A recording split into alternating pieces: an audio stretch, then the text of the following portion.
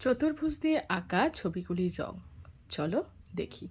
এখানে আমি চতুর্ভুজ দিয়ে যে ব্যাগটি তৈরি করেছিলাম সেখানে রং ব্যবহার করেছি। প্রথম বক্সে নীল রং, তারপরের বক্সে লাল রং, আর তারপরের বক্সে ব্যবহার করেছি হলুদ রং। এইভাবে রঙগুলো আমি প্রত্যেকটা বক্স ভর্তি করে করে নিয়েছি। আর সবশেষে ওপরের বক্সটায় ব্যবহার করেছি সবুজ রং। এইভাবে আমি পুরো ব্যাগটাকে রং করে নিয়েছি।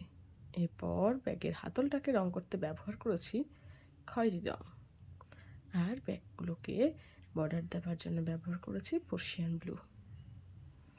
ছোট্ট বেবিদের জন্য এইভাবে আমি ব্যাগটাকে কমপ্লিট করেছি। অন্যদিকে চলে গেলাম ঘুড়ি রং করতে।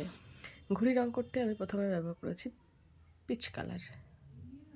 পিচ রং দিয়ে আমি ঘুড়ির নিচের অংশটাকে ভালো করে ঘষে ঘষে রং করে নিয়েছি, আর উপরের অংশটাকে রং করতে ব্যবহার করেছি গ্রে কালার। এইভাবে আমি ঘুড়ির উপরের অংশটাকেও সুন্দর করে কালার করে নিয়েছি। তোমরা দেখতেই পাচ্ছ ওদিকে আমার নিচে রয়েছে কয়েকটি ব। 3টি বকে আমি রং করেছি অরেঞ্জ কালার দিয়ে।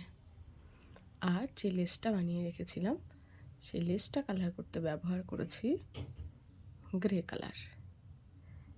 এইভাবে আমি আমার ছোট্ট বন্ধুদের জন্য সহজ পদ্ধতি রং ব্যবহার করে ছোট্ট ছোট্ট গাছগুলোকে করে নিয়েছি।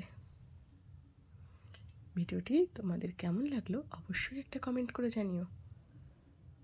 আর আমার ছোট্ট বন্ধুরা এইভাবে বাড়িতে ট্রাই করতেই পারে ছোট্ট ছোট্ট কাজ, আর খুব সহজ পদ্ধতিতে।